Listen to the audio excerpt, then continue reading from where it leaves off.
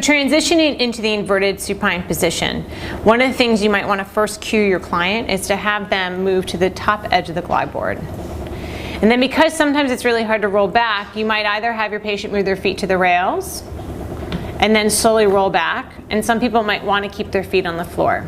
So once they're in this position, they can either position their heels at the bottom top edge of the glide board, or they can put their feet on the rails if they're going to self-spot. Now if they're self-spot, you might need to have a little bit of grip to your shoe. If you don't have that, you can also put something down to add that little bit of assistance with the grip, like a shelf liner.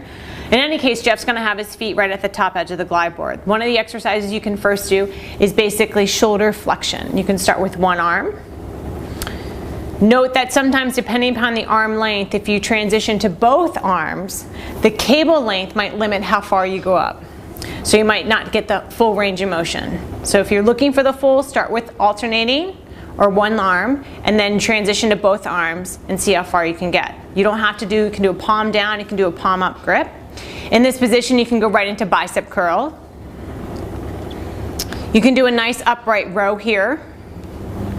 And watch how the arms are gliding along the rib cage and the shoulders aren't rolling forward.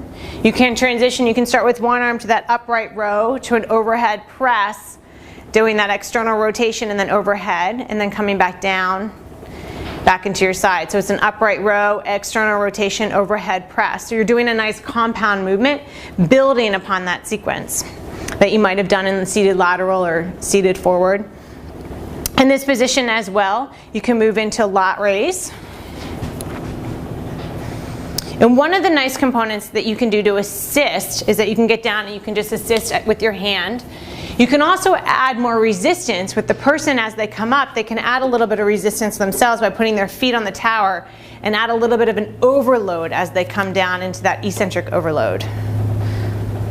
And then remember, if someone's inverted and it's not a position to which works for them because of any health reasons, high blood pressure, glaucoma, acid reflux, whatever it may be, and you want to participate in some of these exercises, you can elevate that glide board as well.